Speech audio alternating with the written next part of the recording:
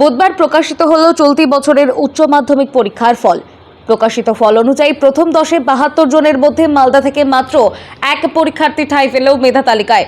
রাজ্যে অর্জন করল সম্ভাব্য 10ম স্থান। মালদা থেকে মেধা তালিকায় ঠাঁই পাওয়া ওই একমাত্র পরীক্ষার্থীর নাম মৌমিতা মণ্ডল।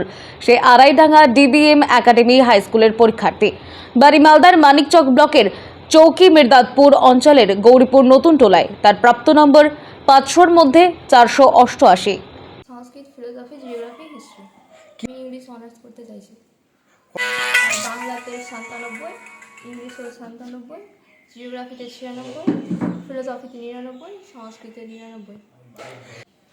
আমার বেশিরভাগ এমসিকিউ একটা ভুল হয়েছে যেটা জানি, আর সংস্কৃত ওরকম, ফিলোসফিতে ওরকম একটা করে ভুল হয়েছে, আর বাংলাতে ওরকম একটা এসিকিউ ভুল হয়েছে, আর বাকি তো জানি না 2 নম্বর, আর ইংলিশেও ওরকম, ইংলিশে একটা এমসিকিউ ভুল হয়েছে। মালদা থেকে মাধব কুমার মণ্ডলের রিপোর্ট, টাইমলেস ডেপিকশন নিউজ।